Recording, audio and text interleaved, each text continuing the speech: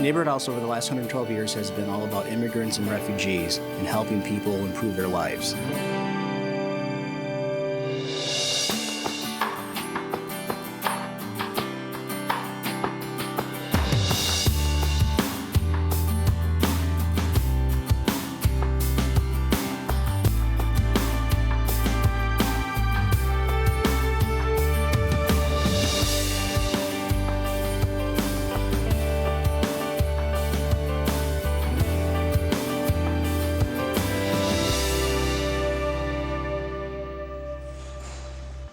Well, I came here in 1980 from Puerto Rico with my grandparents when I was 6 years old. My grandmother learned how to speak English here at Neighborhood House. It provided food for our family when we initially arrived, and also the youth program provided me a space to be at instead of running the streets.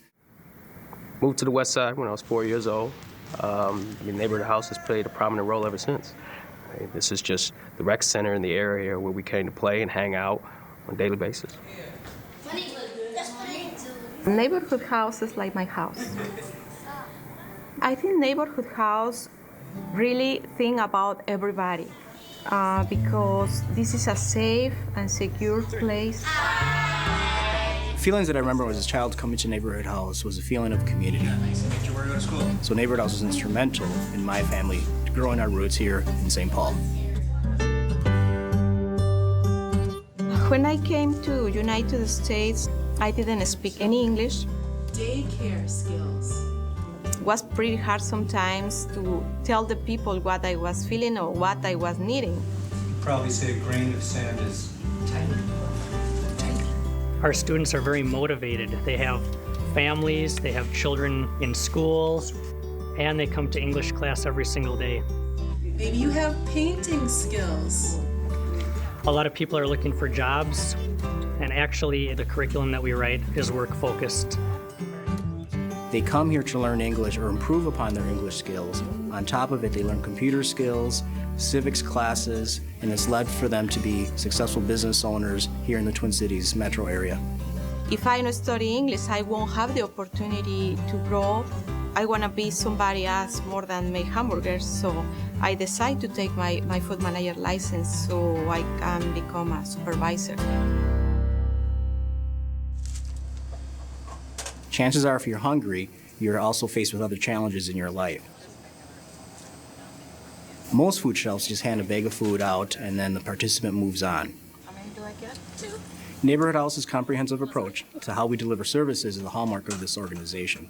We actually will meet with people one-on-one, do an assessment, intake process. And it's not about giving a handout to our participants, it's about giving them a hand up. Hopefully, we help them to become self-sufficient and then break that cycle of poverty. And many do return the favor that we've given them and come back and volunteer in the organization and look for ways how they can improve the lives of the people that we're serving.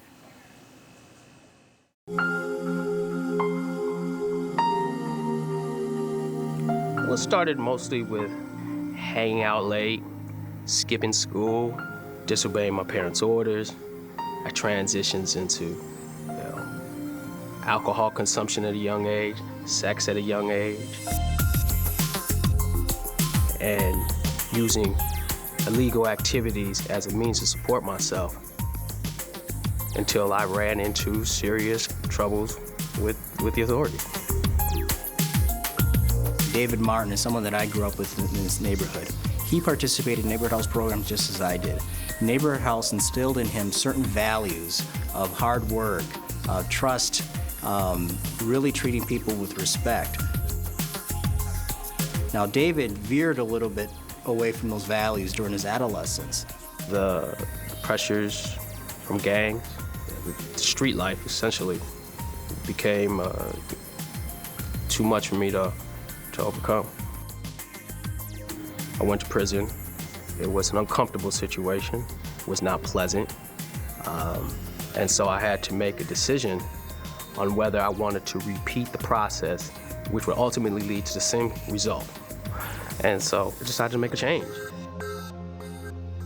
Once he was in prison, he referred back to those values that he learned here at Neighborhood House, where then he actually graduated from college and then went to Georgetown Law to become a tax attorney. Education, for me, has been everything. I mean, it's been my ticket. How does someone go from a life of crime to a successful career as a lawyer? Well, David credits a lot of that to the work that Neighborhood House did when he was a youth. Others took the time to share their experiences, to help give me guidance. And I don't know if anything that what I say is going to really help anybody, but my continued involvement with the Neighborhood House helps me satisfy that desire of mine to be of use to my community. Another program that we have that deals with the youth is the tattoo removal program. We have a lot of kids who want to take that step in their life and want to make that change, but because of some of the labels that they have on their face, on their hands, some of the gang tattoos, this is definitely another step to help them take it to that next level. Albert actually's been through a tough life. His family comes from Nicaragua. When they came to the United States, Mom goes to work. Albert hangs out in the streets, starts doing a little bit of drinking, gets himself in a little bit of trouble. Yeah, I started talking to these guys, and they were like, hey, you know, if you want to be part of us, you got to do this and that. And, well, I did this, and then they said I was good enough to be in this gang. I realized, hey, I need to grow up, and I got tired of looking behind my back, figuring out who's gonna beat me up, or, you know what I'm saying, when I'm gonna get hurt. On my left arm, it said Killa Soda. And on this side, I had RSG, which meant Right Street Gangsters.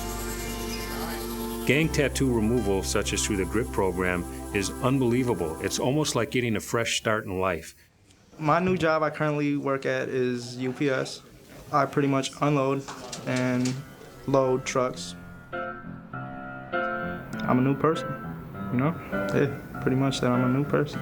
I'm a new soul. I came to this strange world hoping I could learn a bit about how to give and take. But since I came here, felt the joy and the fear, finding myself making every possible mistake. Changing demographics in this state are really a challenge for many organizations. For Neighborhood House, it's an opportunity. Neighborhood House and the St. Paul Police Department have had a long relationship. We work together on common goals. It's an exceptional gathering place for everybody to come together. I'm a young soul in this very strange world, hoping I could learn a bit about what is true and fake. But while these hate try to communicate, finding trust and love is not always easy to make. By us helping immigrants, refugees, our own citizens, they'll be able to return the investment that we've made into them by becoming productive citizens, getting a better job, paying their share of taxes, improving their own lives through education, and really contributing to society. So our message really resonates with people in all spectrums of life, because that's what the American dream is all about.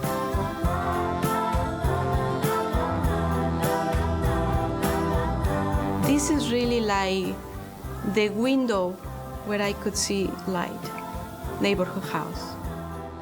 Your money matters. People are being helped here. Lives are being changed. This isn't just a building that happens to be on the West Side, but this is more of an institution that belongs to the West Side, belongs to St. Paul.